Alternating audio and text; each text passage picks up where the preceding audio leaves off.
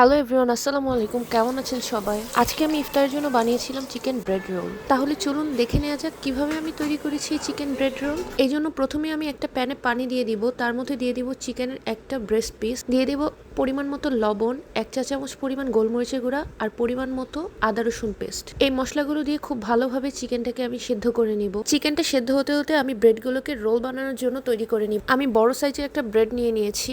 একটা নাইফের সাহায্যে ব্রেডের সাইডের অংশগুলো কেটে নেব। এই সাইডের অংশগুলো কিন্তু আমি ফেলে দেবো না, পরবর্তীতে আমি ব্রেড ক্রাম্বস বানানোর জন্য ব্যবহার করব। এবার আমি বেলুনের সাহায্যে ব্রেডগুলোকে খুব ভালো করে বেলে নিব। আপনারা এটা ভিডিওতে দেখলে খুব ভালো করে বুঝতে পারবেন। এই তো এর মধ্যে আমার চিকেনটাও হয়ে গেছে। অফ ক্যামেরা আমি চিকেনটাকে খুব ভালো করে খুলে নেব। এবার পুর রেডি করার পালা। প্রথমে আমি একটা প্যানে তেল দিয়ে দিব, তার মধ্যে দিয়ে দিব হাফ কাপ পরিমাণ পেঁয়াজ কুচি, দিয়ে দিব 1 চা চামচ পরিমাণ কাঁচামরিচ কুচি, দিয়ে দিব হাফ কাপ পরিমাণ গাজর কুচি আর একটা ছোট আলুকে আমি কুচি করে নিয়ে সেটাও সাথে দিয়ে দিব। সবকিছু একসাথে বেশ কিছুক্ষণ ভেজে নেব। এবার আমি সামান্য পরিমাণ পানি দিয়ে দেব যেন প্যানের গায়ে সবকিছু লেগে না যায়। আমি এখানে দিয়ে দিব 1 চা চামচ পরিমাণ গোলমরিচের গুঁড়া, 1 টেবিল চামচ পরিমাণ আদা রসুন পেস্ট, 1 চা চামচ পরিমাণ সয়া সস, টমেটো সস দিয়ে দিব 1 টেবিল চামচ, ওয়েস্টার সস দিয়ে দিব 1 চা চামচ পরিমাণ। ওয়েস্টার সসটা কিন্তু রোলের টেস্টটাকে অনেক বাড়িয়ে দেবে। আপনারা অবশ্যই চেষ্টা করবেন এখানে ওয়েস্টার সসটা ইউজ করতে। আমি এখানে ম্যাগি স্বাদে ম্যাজিক মশলাটা ইউজ করব অর্ধেকটা পরিমাণ। এবার আমি চিকেনগুলো এটার সাথে দিয়ে বেশ কিছুক্ষণ রান্না করে নিব। এই তো দেখুন চিকেনের পুরটা কিন্তু খুব ভালোভাবে রেডি হয়ে গেছে।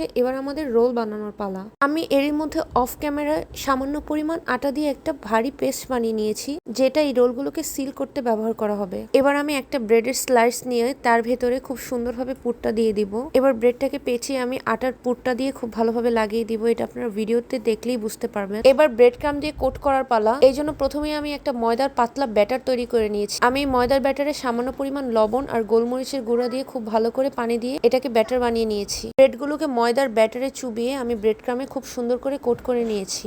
আর এই ব্রেড ক্রাম্বসগুলো আমার নিজের হাতে তৈরি। এই তো দেখুন কি সুন্দর তৈরি হয়ে গেল ব্রেড রোল। আপনারা কিন্তু ইফতারের জন্য খুব সুন্দরভাবে এই রেসিপিটি তৈরি করতে পারবেন। এটা খেতে কিন্তু খুবই মজা হয়। আপনারা চাইলে বাচ্চাদের টিফিনেও এটা তৈরি করে দিতে পারবেন। এই চিকেন ব্রেড রোলটা কিন্তু আপনারা 10 থেকে 15 দিনের মতো ডিপ ফ্রিজে সংরক্ষণ করতে পারবেন। তাহলে আমার এই রেসিপিটি আপনাদের কাছে কেমন লাগলো অবশ্যই জানাবেন। ভালো থাকবেন সবাই। আসসালামু আলাইকুম।